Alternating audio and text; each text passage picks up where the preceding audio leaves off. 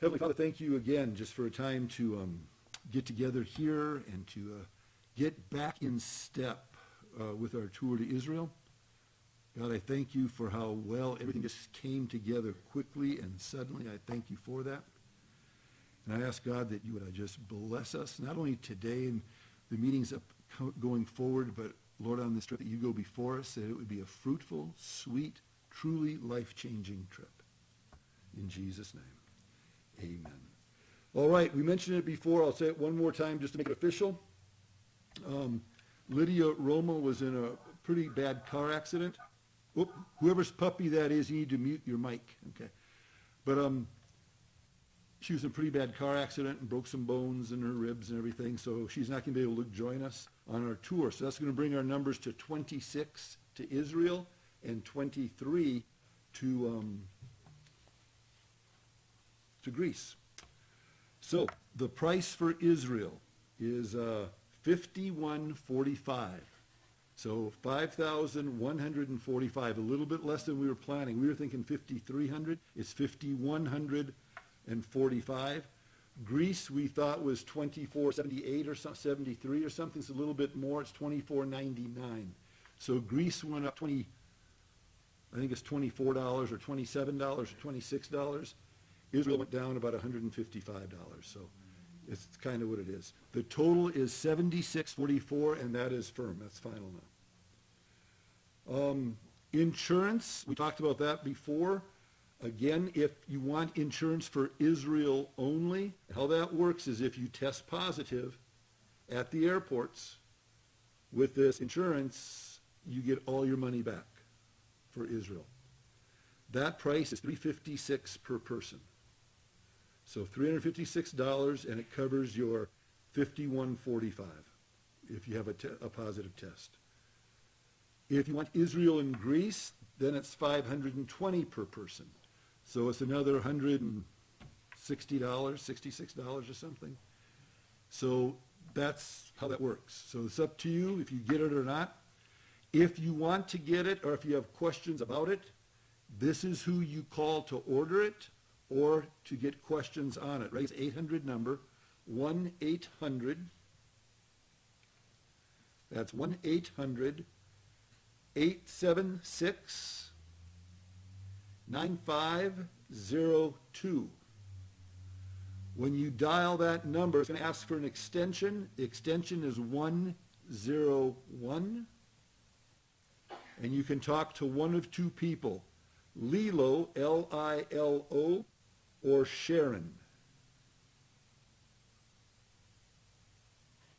So the number again is 800-876-9502, extension 101, Lilo or Sharon. So that's where we're at on all of that. Now, our trip is going to start on June 1-5. That's June 15th. So we've been telling everybody the 16th, but it's going to start June 15th. And the trip is going to start at the Homewood Suites here in Albuquerque on the 15th of June. That address is 1520, that's 1520 Sunport Place Southeast. Easy to find. Go to the airport. You get off I-40 or I-25 going to the airport. Turn left if you're going to the airport, and you know it's got that immediate right. You can go down to the rental cars and all that kind of stuff. It also says University Boulevard. Take that exit, go on University, go underneath the road, and the first hotel on the left, that's Homewood Suites right there. So it's 1520. Easier, just put it in your phone. Take me to 1520 Sunport Place. Yes, sir. This might be a question for the insurance people, but what happens if I am sick and cannot go on the trip? And as far as the refund goes, is Tilly going by herself then? Or does she get a refund also? How does it work that? I would talk to that same number because they'll be able to tell you that exactly. I could give you an idea. They'll have it exactly. Okay, yeah, that's what I... Yeah, talk to them exactly. Yes. So what if we are, negative test when we go, but when we're at a different airport, we're positive in the middle of the trip? What happens? this insurance works on you. They just send you back home then? I can't tell you what they do. I just know that it works on you. But I know you're going to be tested in Albuquerque. I know you're going to be tested in Dallas. And I know you get tested in Israel too. So we're going to be tested. Yay. If we're positive in Israel, then what? We're going to figure it out. I can't tell you. I can't promise you because that's an insurance question. So call them and they'll be able to tell you. Yes, Michelle? Why are we going to the hotel? Oh, here we go. The question was, why are we going to the hotel? It's a mandatory reason. We have no choice on the matter. We have a banquet that night. And it's a big whoop-de-doo deal. It's all included in the price. If you don't go, you don't get any money back. It's part of the tour. We have this banquet in the evening. We come together in the morning, and we go to the airport together. All the goodbyes are said at the hotel on the 15th. So that's people drop you off, or if you need a ride, we get you there. Everything is set up there. Like I said, we have the banquet evening that night, and we have guest speakers and all this kind of stuff. Then we all go to the airport together, and that's the biggest reason. Well, there's two reasons. It's to unwind, so people aren't saying, well, I'm going to work, i.e. Paula, one more night. No, you're not. No, you're not. You're going to go on vacation now, girl. We let you unwind. So it's just everybody unwinds. Here we are. We start our trip together. But to check in on an international tour like this, we have to check in all at one time. We're sleeping at the hotel. Everything is there. The trip starts at 3 o'clock on the 15th. So we check in at 3 o'clock on the 15th. The trip starts.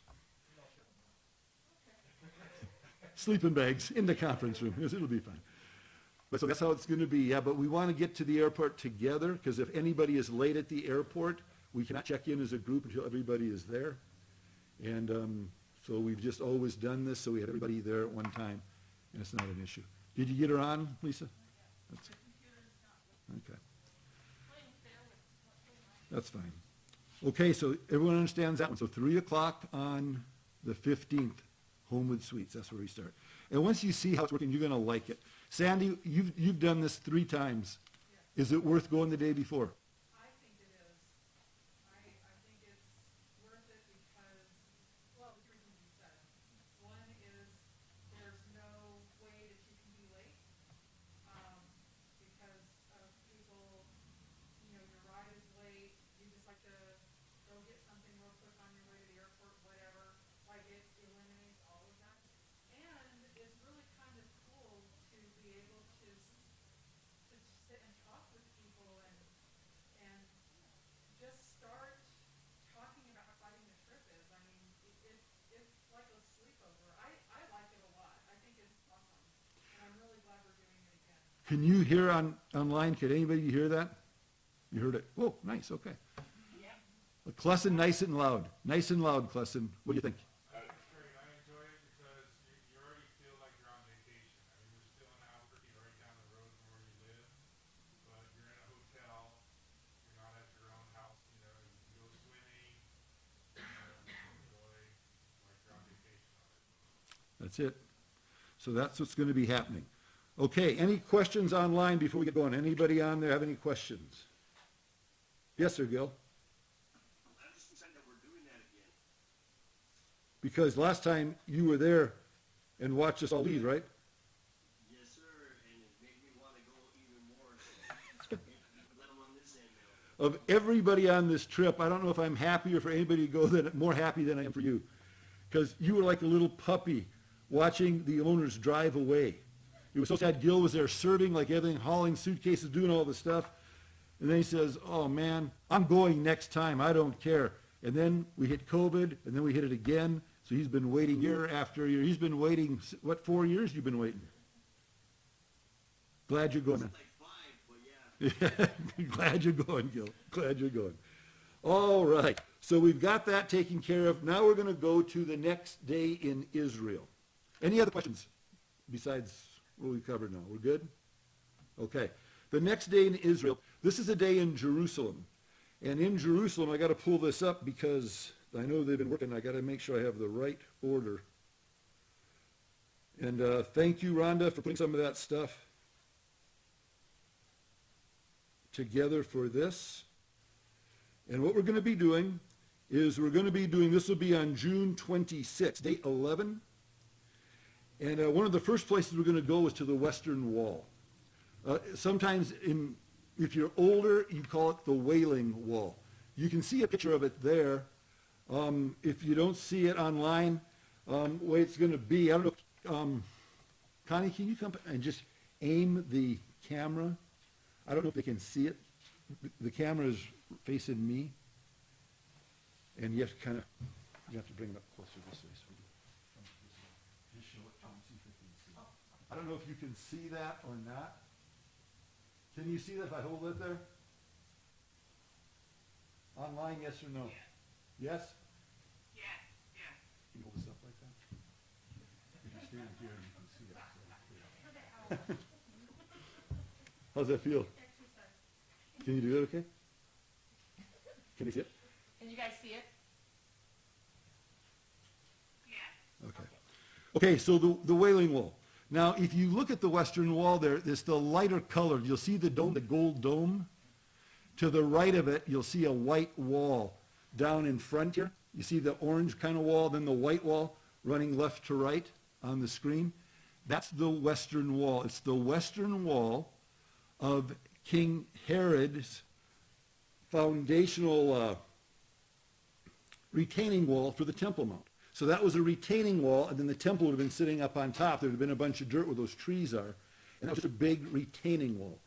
But this is one of, if not, well, it is the holiest site right there at that wall for Judaism today. Now, it used to be called, you can see kind of the size of the stones in that. It used to be called the Wailing Wall because the Jews would go there and wail when they could get there, because it was very difficult to even get to where they're at right now. Up until 1967, very few Jews had access to it. So they'd be further away, but they would be wailing. Once they, in 67, they were able to get access to this part of the wall, they would go here, and they would have their prayers there. You'll see a bunch of little paper stuck in between the stones there. But to the Jewish people, this is a very holy site because it's the closest they can get to where the original Holy of Holies was up on the Temple Mount. So this is as close as they can get to the where the Holy of Holies used to be. And there's a whole big thing going on with why the Jews do not have free access to the Temple Mount. And we're not going to get a lot into that today, but just a very quick one. In 48, when Israel was given this area, Jordan had control over much of the West Bank and Jerusalem. In 67, there was a 6-day war where Jordan and Syria and Egypt came in on Israel, and for 6 days there was some serious fighting going on. At the end of that, Israel actually had control of, thank you, Clesson, Israel actually had control of the Temple Mount. But what they decided to do, their prime minister, listen to the rest of you, sweetie. We're going to take time out. We do a camera switch here.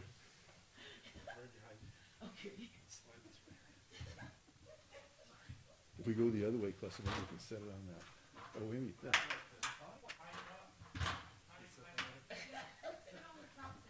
Can you see? There's a place to see it.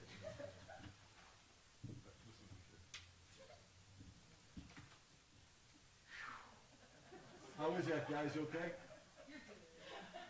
Good? Feel good? Okay. Thank you, babe. That's awesome. Thank you.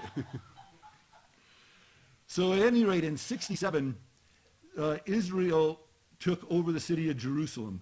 The prime minister at the time said, we're going to not take over the Temple Mount because the Temple Mount is not only our holy site, but it's also a very holy site for all of Islam. The Al-Aqsa Mosque is there. The Dome of the Rock is there. And both of those, the Al-Aqsa Mosque is the third holiest site in all of Islam, behind Mecca and Medina. And then the Dome of the Rock commemorates for them where they believe that Muhammad had his midnight ride on his horse up to heaven and back. So it's a holy site for Islam. It's a holy site for Judaism. And the prime minister said, we're not ready for this right now. And as a sign to just bring everything everything down, we're going to allow the Jordanians to continue to take care of their holy sites. We're not going to touch the holy sites of Islam.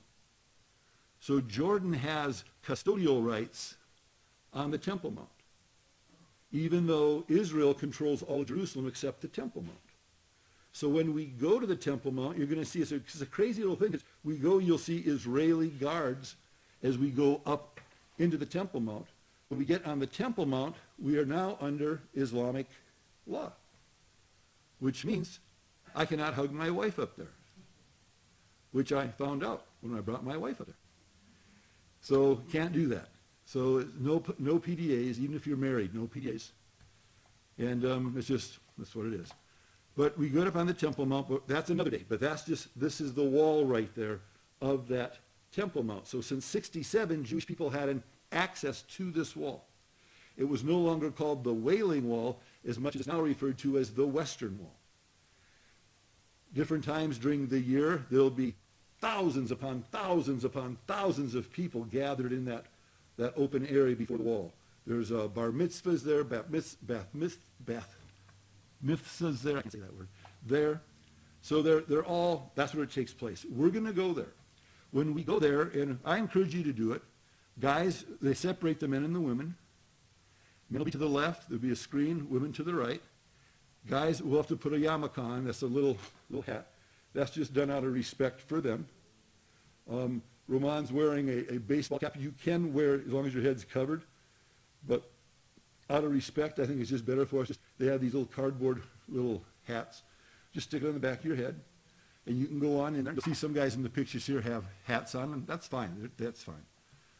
But so we'll go there, spend some time, and it's just it's a remembrance of the eternal symbol that Old Testament prophets down through antiquity said that even after the temple's destruction, God's presence would never leave the Western Wall. And they went on to say that wall will never be destroyed. Now, Jerusalem was destroyed completely 9 times. It was invaded and knocked down hard, a total of 28 times, but 9 times completely destroyed, and then rebuilt 9 times. And through it all, the one structure that remained is this Western Wall. It's just kind of crazy. So it's an interesting thing that it's still there. In Genesis 17:7, God promised Abraham that his descendants, the Jews, would never be destroyed. And in light of that, this wall becomes their symbol that we're going to be here. So to the Jew, this is a real important place. To the Christian, it's not a spiritual thing for us, like, oh, it's the wall. But it's to our Jewish brothers and sisters, this is very important to them. So we go, we treat it with very, very much respect. You're going to see a lot of Jewish different things going on. You'll see little kids going there on field trips. It's part of their serious culture. So we treat it with respect like we would in any other country and any other things. But it is not like your prayer is going to be answered closer there than not. But it's worth seeing. It's also important to remember that this was the area, right where those trees are and where that dome is, that was the area that David purchased when he bought that from Araunah, the threshing floor. So there's 3 religions that look to this as a holy site. Christians see it as a specific place because this is where Jesus did a lot of his ministry when he was in and around the temple. So that's a special place for us. For the Jews, it's extremely important. For Islam, it's extremely important. But it was pointed out in 2 Samuel 24:24, only one of those 3 groups actually paid for that land. And that was David in 2 Samuel 24:24. I got a kick out of that when I read it. So I guess we know who that is. They bought it. But there it is. So that's the Western Wall, or the Wailing Wall. Now, as we look at this Wailing Wall, there was another thing on here. Yeah, it's the focus of prayers. Today we talked about the 3 different prayers, or the 3 hours of prayer every day. This is where the Jews go for those prayers when they're going to go to the temple to pray. This would be it. So they go at 9, at noon, and at 3. They go here now. The tradition, Jewish tradition, says that all prayers from around the world ascend to this spot and then from this spot to heaven. That's just Jewish tradition. But you see the importance of this place in Judaism. The Talmud says if someone is praying outside the land of Israel, he should direct his heart towards Israel. And if he's praying within Israel, but outside of Jerusalem, well, then direct your heart towards Jerusalem. And if you're in Jerusalem and praying, then direct your heart to this spot here. So this becomes their focus for their religion right here. And that's all we're going to cover on the Western Wall. But just so we get an idea. So we go to the Western Wall. It's a holy site. I believe you have to have your knees covered here. Is that right, ladies? Yeah. So this will let you know in advance. This is where you're going to wear one of those longer skirt dresses. And the guys, we're going to make sure we have our heads covered. They provide that for us. It's not a place to be laughing. It's not a place to be joking around. And you can have it real, it's one of the few places I found in Jerusalem where you can actually have a few minutes quiet time. And it works a little bit. So that's the Western Wall. Now, as we go on, in our Jerusalem, we start at the Western Wall this day. And in the morning, we're going to be hanging around outside and around the Temple Mount. But from the next stop after the Wailing Wall or the Western Wall, we're going to go to the Ophel. Now, the Ophel or the Ophel, O-P-H-E-L, is an area, oh, there it is right there. So we take a look. If we look to the right where it says Kidron Valley, we see that. The Kidron Valley to the right. Then we go to the left, and we're going to see going up to the wall around on that picture. And then if we keep going over, you'll see Ophel. The Ophel is right in front of the Temple Mount in Jesus' day. We go to the Ophel, so we're going to follow it around to the southern part of the Temple Mount, because there is something that's pretty amazing. And that is, you can see all these steps. And these are the steps that go up to the Temple Mount. And you get in the Temple Mount, the complex is huge, and it is fancy, and it is nice. We're just seeing the ruins of it. But to get in, you actually would go through these little arches and hallways and underground things and come on up into this huge platform. It'd be beautiful. It is beautiful. We're on the original steps going up, but these are the original steps going up, which means as we walk on those steps, we're on the steps that Peter and John were walking up. We're on the steps that Jesus actually walked on. So it's an interesting, almost surreal feel, because we know that this is his land. We're all around. We know he was somewhere in this area. We know he saw these mountains. But to be able to say, man, we're on the steps that Jesus walked up. I don't want to get it all like, whoa, but it's a unique experience. And then when we read it and say, this is what he did, and we see that, we go, Peter went right up here. You really get a great picture when you come home and you start reading the Word of God. And you see these last days where Jesus is going up, he's going up and cleaning out the money changers, whatever he's doing. You get a whole different perspective of how all that fits together. It's pretty amazing. So we're going to spend some time there. And then we're going to start heading out to, I should have made a copy of this, I didn't. Okay, then we're going to go over to the Jewish quarter. Now, there's 4 quarters in Jerusalem. They take the old city. Jerusalem itself is very big. But these 4 quarters, if we start there at the Muslim quarter in the upper right, it's in the green. And if we just kind of, in our mind, that's the old city of Jerusalem. If we go around it counterclockwise, you'll see the Muslim quarter, we'll see the Christian quarter, the Armenian quarter, the red, and then the blue, the Jewish quarter. Now, what's interesting, these names are here. They've only been designated that not that long ago. Just within the last couple hundred years, they had these designations on them. But the Muslim quarter does not mean that's where the Muslims live. And the Christian quarter, that's where the Christians live. In fact, 30% of the houses in the Muslim quarter, 1/3 of them, are rented to Jewish people. So don't get in your mind, oh, that's the Muslim quarter. I'm going to the Christian quarter. I'll be safe there. No, these are just names. And in Albuquerque, we should get this. Northeast, northwest, southeast, southwest. There it is. But instead of calling it that, they just call these names on there. So that's kind of important to get that. The Muslim quarter, as you can see, is the largest of the four quarters, the most people living in it.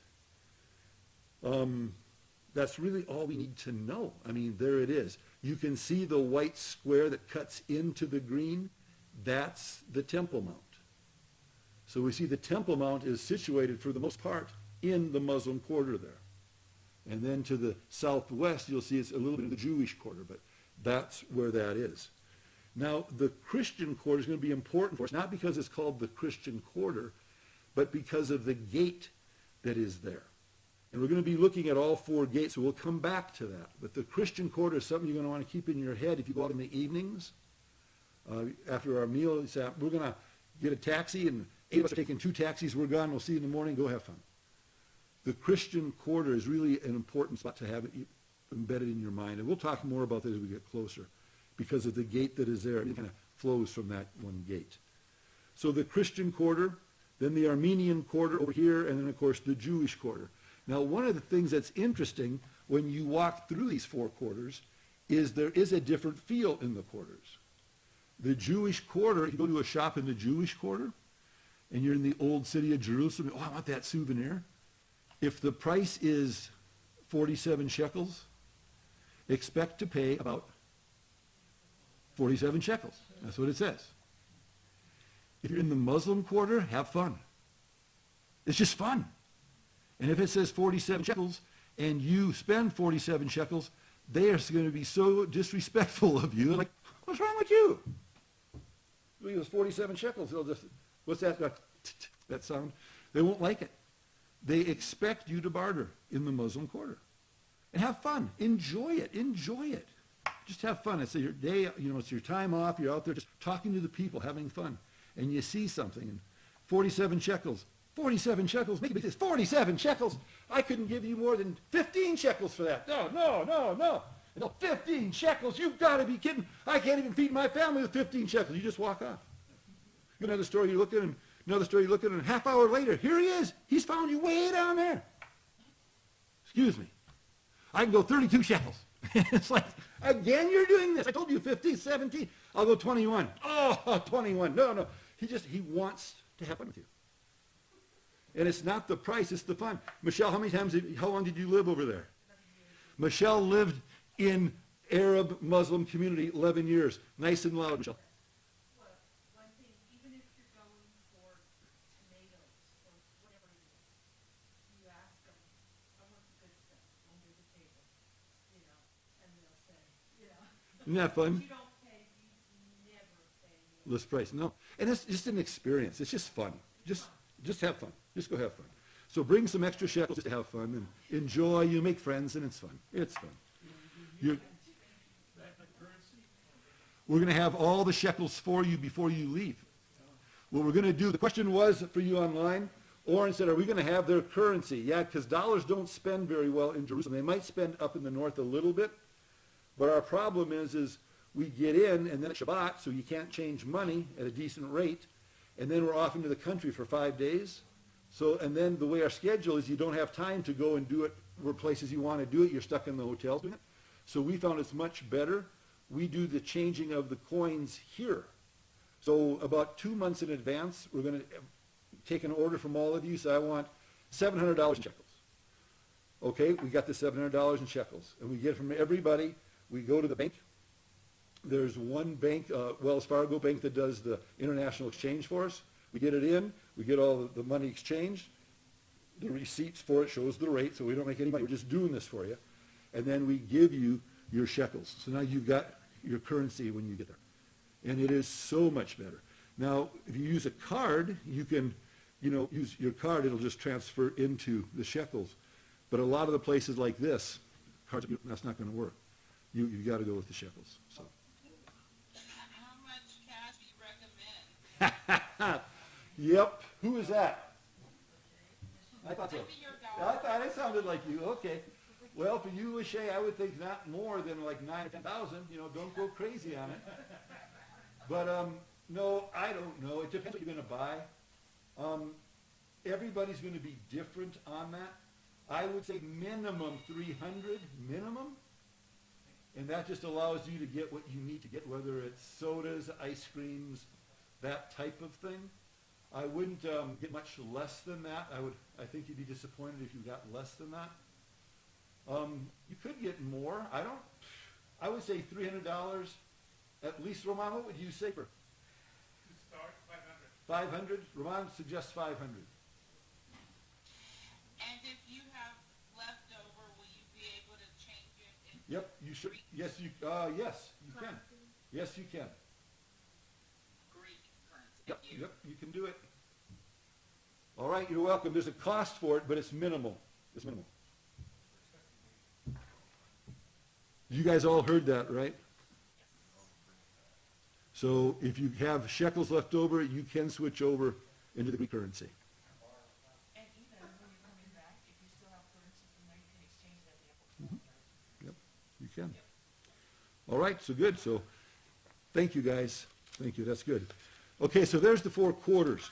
Yes, yes, Terry. I'm glad that Lachey asked that, because are you suggesting that those of us are going to Greece should also plan to have extra money to spend in Greece, in addition to like the shekel but in Israel?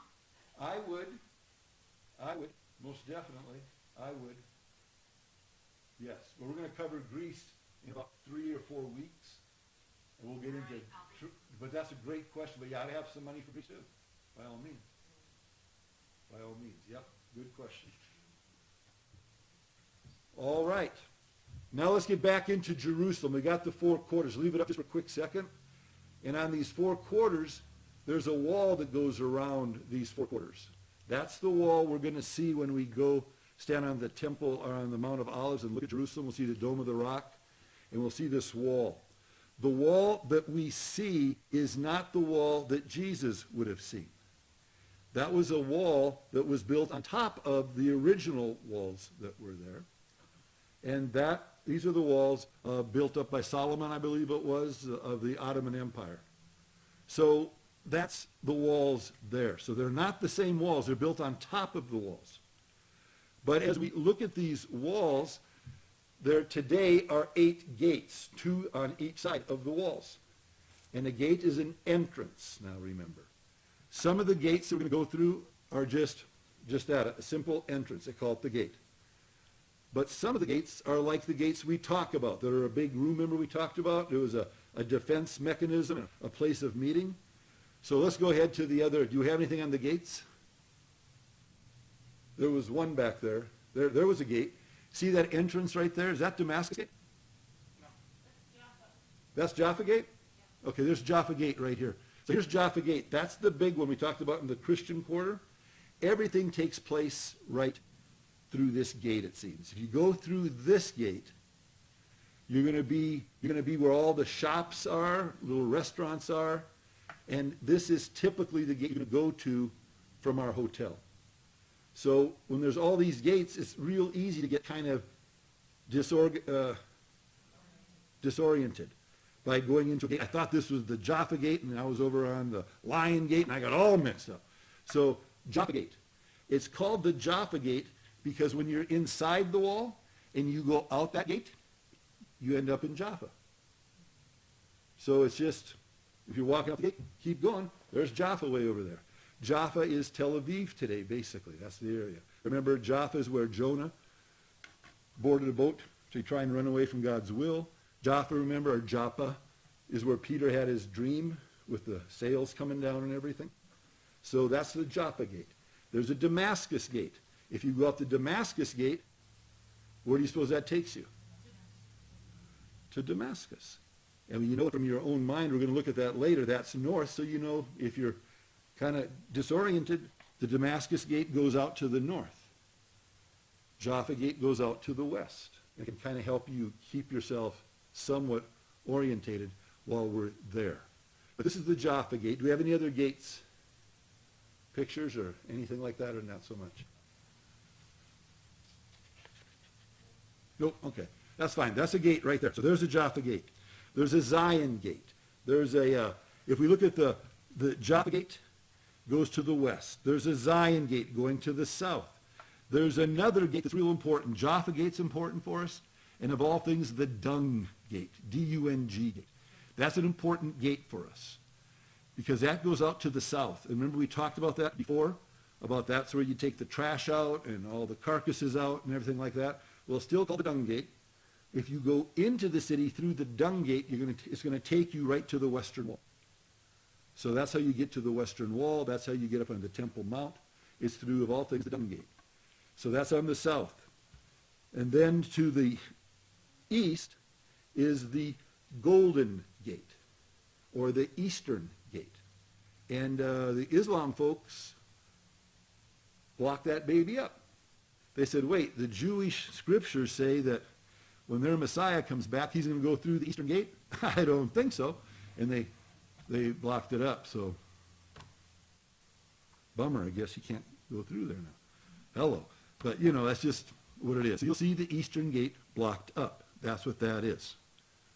And then next to that on the eastern side is the Lion's Gate, and then to the north is the Herod's Gate and Damascus Gate. The Damascus Gate, most of us believe, is the gate Jesus went through when he was carrying his cross to Golgotha. So it would be to the north there, just outside the city, through the Damascus Gate. And then kind of kitty corner on the western side is a gate called the New Gate. So those are just some of the gates. So gates today, the quarters today, and the Western Wall. Now, that's the morning. Then we have an afternoon. Now, our afternoon is really more like a tourism, how you picture it, kind of. We're going to be going to museums. We go to the Israeli Museum, and it is amazing. Now, we talked before about the Dead Sea Scrolls, yes? In the museum, we talked about that in this class, I think, so I talk about it all the time with different groups. About the book of Isaiah on the scroll. We talked about that or no? Okay, it wasn't here. Okay, so there's what the museum looks like. Back one. Is that you, Rhonda, doing these? Yeah. Okay, that one right there, Rhonda. Thank you. Rhonda put this together very short notice. Thank you. That is the outside of the museum, and what that is, it's a big old replica of the top of the jar in which they found some of the Dead Sea Scrolls.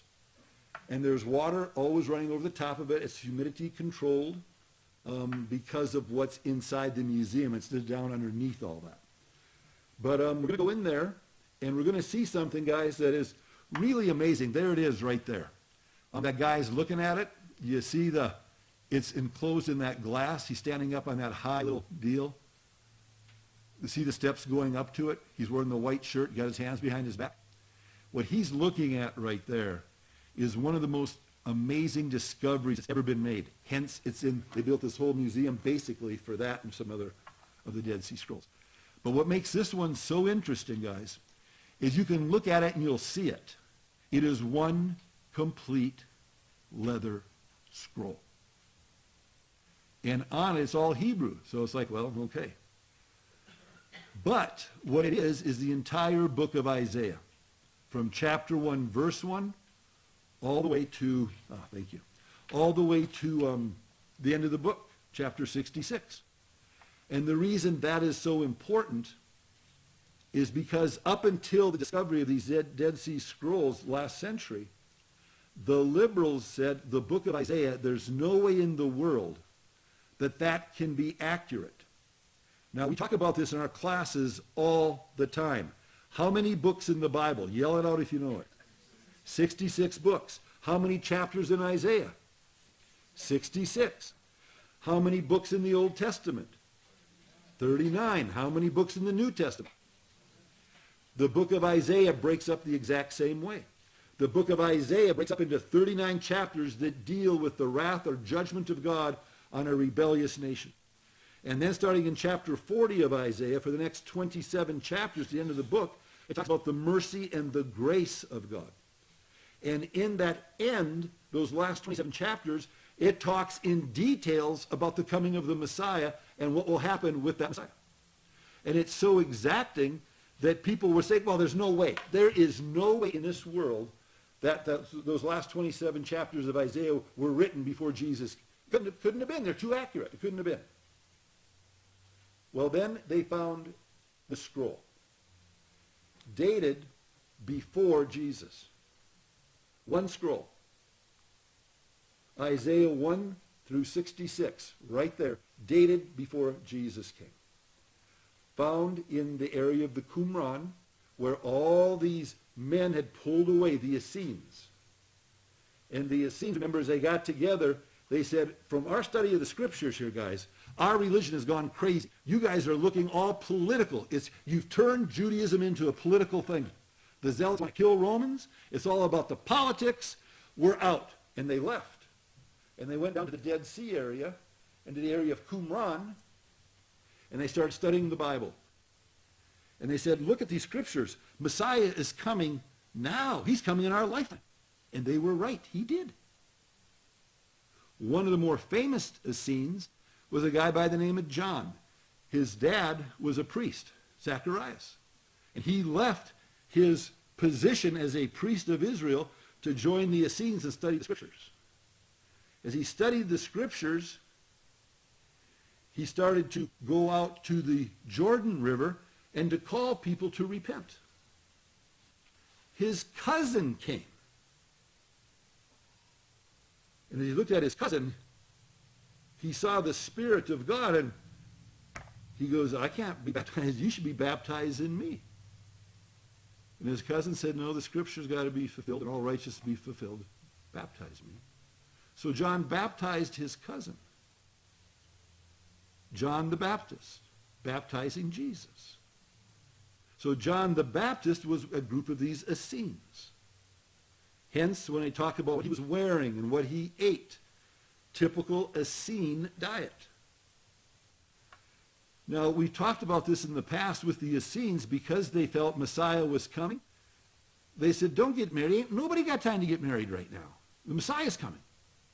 So it was an all-man group. They had some women there. People that were married brought their wives. But for the most part, it was men. And as the longer they stayed, it became a man sect. But as they looked at Jerusalem, they said, your religion has tainted Jerusalem. We're not going through any of those gates. We're going to obey the word of God. We know in Deuteronomy 16, remember, it tells us Passover, Pentecost, Tabernacles, we got to go to Israel. We're going. Or to Jerusalem. We're going. But we're not going through the gates. You have defiled those gates. We're asking for a new gate. And Israel, you're going to see when you go there, they make exceptions for that type of thing. So they knocked a hole in the wall on the south side where the dung gate was, go way to the other side of the southern wall. They put a hole in the wall and made a gate there. They called it the Essene Gate. So the Essenes could go in and out and still maintain their obedience to the Word of God. So they went in. What made it so interesting is they would go in to Jerusalem, but they didn't have to go to the temple. They just had to get into Jerusalem. Jesus tells his disciples, go into the city, prepare a room. Well, there's like 1 million plus people in there, visitors. Because you're going to see a man carrying a pitcher of water. Oh, good luck with that. That's like saying you're going to find a man carrying a water bottle. Hello. But it's different. You see, you can have a man carrying a pitcher of water. Women carried the water. The only group that had their men carry water were the Essenes because they had no women. So they knew where to go, to the Essene Gate. And they found a man carrying a pitcher of water and said, we need a room, and there they got a room. So tradition says the Last Supper took place somewhere near the Essene Gate. They don't know, but they say it only makes sense it would be somewhere near the Essene Gate because they just would get into the city. They wouldn't go into the city. We don't know. So all that to say, these Dead Sea Scrolls, when you get in there, guys, there's all these little things these guys are looking around the sides, and you could spend forever and a day in there.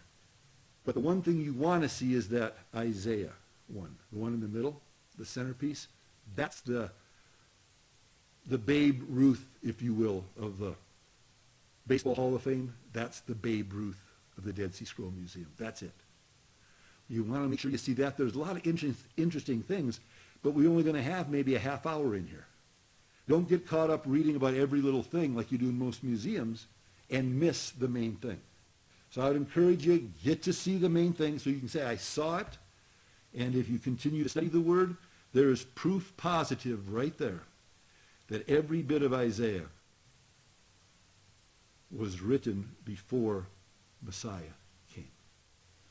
It's the end of the arguments. You don't hear that argument anymore. It was real big argument for years, no longer. I find it interesting, of all the scrolls, and they found hundreds of scrolls, the one scroll that they've centered like that is that one. The scroll that testifies to the messiahship of Jesus right here. I just find that interesting, but I think it's cool how God works. So that's it right there. So that's kind of a key thing. That will be in the Israel Museum, the Shrine of the Book. We're also going to see something pretty interesting called the Model of Jerusalem. Now, the Model of Jerusalem, that's what you'll see. Well, is that it? That's it, isn't it? Man, that was good. That's it. You can see in the background, see those people standing looking at it? It's the most amazing thing. It's a true model of the city. And the first time I saw it, that got me as excited as anything I saw in Israel. I was like, look at this. This is Jerusalem. Because you can kind of see, I mean, it's amazing. It's just amazing. It's all I can tell you, it's amazing. They moved that entire model piece by piece. It used to be down under these trees in another part of Jerusalem. When they built the Israeli Museum, they moved the whole thing over to here, so it's all part of this big complex. But this is something you want to see. And we're going to spend some time looking at ancient Jerusalem, so when you see the model, you're going to know what you're looking at. Because once you see this, you get the distances, you can see, oh, Jesus went from here to here to here to right there. And it's like amazing. It's just stinking amazing. So we're going to see that. We only get about 10 minutes here, I think, or so. It's not very long. I used to have a day planned where you have a day off in Jerusalem. And the first couple times I went, I spent about a half a day just at the model, just trying to memorize the model. It was just like one of the most fun things I could ever, it was just a blast. But at any rate, there it is. So we've got the Shrine of the Book, the Model of Jerusalem, and then we walk through the Israel Museum. It's very large. We just kind of walk through, and they'll take us to a few key things. Usually we'll see an actual crucifixion arm, an arm that's been crucified. Because remember, there were thousands of people being crucified, and you'll see how it's placed between the radius and the ulna of the forearm, not in the hand, but here. But the thing that's striking is the size of the spike. It's like a railroad spike. It's not a little nail. It's a spike. It's like crazy. But we'll see that. We'll probably see the ossuary of Caiaphas the high priest, the bone box, remember we talked about? It's all decorated out, and we'll see that. We'll see a few things. So this is just a quick kind of walk through the museum. We don't spend a lot of time there. We see some of the highlights of it. The Shrine of the Book is good to see. The Model of Jerusalem is great to see. And then at the end of the day, we go to a place called Yad Vashem. Now, Yad Vashem is, we put that at the end of the day because it kind of just brings you, it's one of the best places you'll ever hate to be at. It's a memorial to the Holocaust, and it's Israel, way back when they did this. They said, we don't want the world to ever say this didn't happen. Or it wasn't as bad as they said it was. So they have documentation and graphic pictures. They have a room we're going to walk through, and it's just with mirrors and reflections of lights. It's all dark. And for every light was a child that was exterminated. And you walk in and you realize, oh my word, because how can you even come up with 800,000 children under 5? That number doesn't ring until you see 800,000 lights. And then it's just like, ugh. So it's one of those places you go to. We give you, I think, about an hour, usually hour and a half to walk through it. You kind of walk through it by yourself, usually. Maybe a couple. We'll see each other, but we're just kind of taking our own pace as you go through. And it's pretty gut-wrenching. It's very sobering. It's a somber environment. And but yet one of the highlights of the trip. I don't understand that. But it is. So we'll end the day with that. And we usually get on the bus. It's kind of quiet for a while. It's just quiet. Yeah, Tom? Why are we so limited on time in this place? Because we've got all these other places we've gone to as well. It's just what it is. It's just what it is. We're limited on time everywhere we go. And that is the complaint we get all the time. Why we have to go so fast? Because we got to keep going. But it's amazing. But yeah, good question. Yeah, Roman. Are we gonna go up to someone? We are. That's tomorrow. Or the next day. Yes. Yeah, the next day we go to the Dome of the Rock if they let us in. Yeah. Yeah, but who knows? Sometimes we do, sometimes we don't. But that's on Monday the 27th. Yes, definitely. Definitely. So that is what we've got. We skipped the Cardo. Let's go back to the Cardo. When we're walking in the Jewish quarter there, we come to the Cardo. The Cardo of any city during this time was Main Street. It was their central. It always ran north and south of every city, in every city. So our central goes east to west. But most of them, it'd be like our San Mateo or something like that. But it was the main street of the ancient cities. And here's the actual Cardo. It's under, you can tell it's under, the regular ground is up where the M stands up there on the upper right-hand side. You see that letter M? That's Main Street for real. But you can see going down, there's the Cardo in the center of Jerusalem. That's the Jerusalem Cardo. So we'll see that. We'll walk alongside of it and get a chance to see the Cardo of Jerusalem. And then we go to something that's interesting, and you'll see it on your maps. And we're going to hit the maps later on. We're going to hit maps in around April. And that's where we're going to get the maps of the mountains, of the rivers, of the bodies of water, of the topography of Israel, and also of Jerusalem, a lot greater detail in the maps of Jerusalem. But when we look at the maps and we look at the walls, one of the walls we're going to see is when the Assyrians were attacking Jerusalem, Hezekiah built a fortified wall. Is this Hezekiah's wall here? Yeah, I think that's Hezekiah's wall. I think so too. That doesn't look like the Cardo. Okay, that's Hezekiah's wall here. It's called the broad wall. You can see the thickness of the wall. They had natural valleys around Jerusalem to the east and to the south and to the west. They had the Kidron Valley, and then you'd go up, and then they had their wall on that side, so a great defense. On the south, they had the valley of the sons of Hinnom, and then the wall going up from there. On the west, they had the Cheesemakers Valley, or the Tyropian Valley. They filled it in by Jesus' time. But they had that valley. So you had these three valleys around Jerusalem with the walls going up, so it's almost impossible to get in. But to the north, there was no valley. So they were always breaking into Jerusalem from the north. So Hezekiah built this broad wall. You can see the thickness of the wall. And it goes, this is just the top of it, it goes all the way down further. But there's the broad wall. So we get a chance to see the broad wall of Hezekiah. We'll take a look at that. But that's what that is. We'll talk more about that when we do the maps of Jerusalem.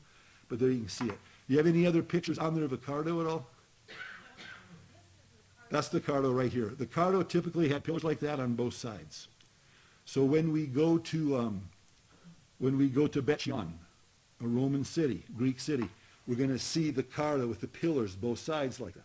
When we go to Philippi, we're going to see the Cardo of Philippi. When we go to Corinth, we're going to see the Cardo of Corinth.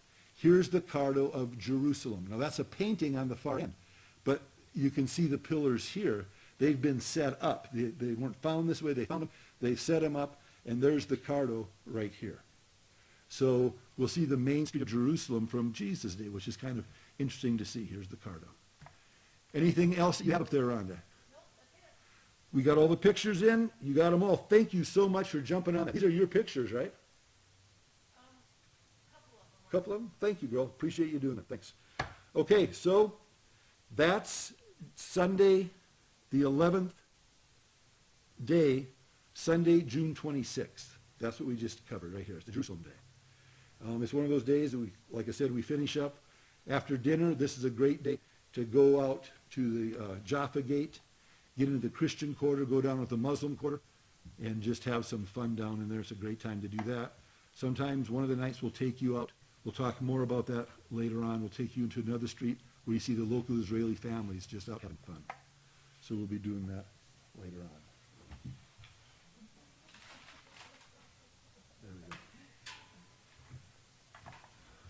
Could you give me the price again for the trip to Greece? To Greece is $24.99, Janice. $24.99. Okay, and then, okay, so the, or, is 520 the price for both, the insurance? Yes, the insurance, the 520 covers you for the entire trip. For the both places? 100%. You pay 520 one time, and that'll cover you Israel and Greece. Okay, all righty.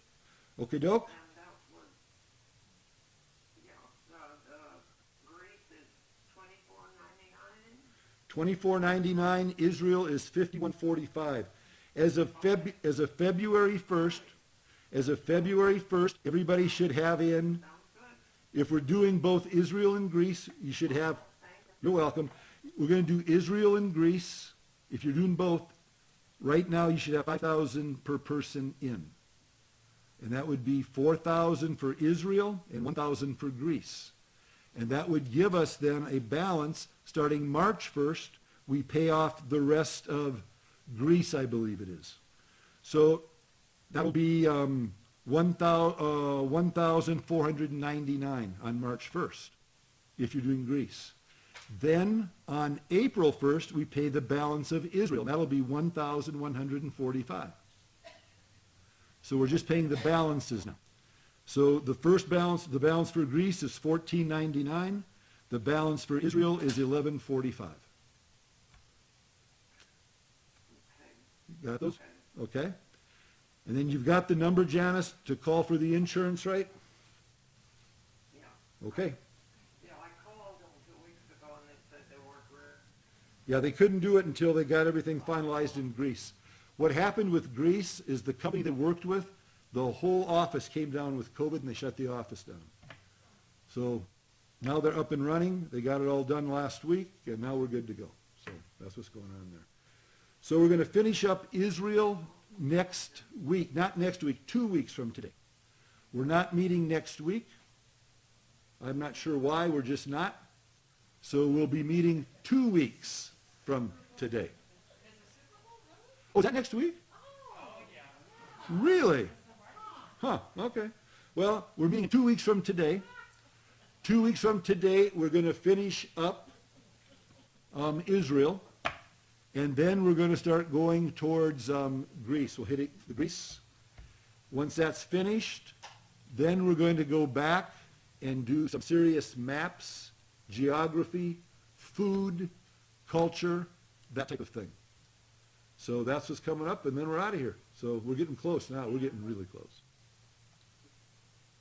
So Carolyn, can you hear? We get back to when we leave Greece. We're leaving Greece on the 3rd of July. 3rd of July. We leave, yep. We leave on the 3rd of July and we get back on the 3rd of July because the direction of the flight. So we're going to be back on the 3rd of July. That way you can still be here for the 4th. Okay. Okay? And, I'm going to get a ticket to fly to Williams, Yep. but coming home, I don't need to fly. That I need to come back to LA. I don't need to go back to see Williams and then get a ticket to come to LA. We'll talk about that separately, Janice.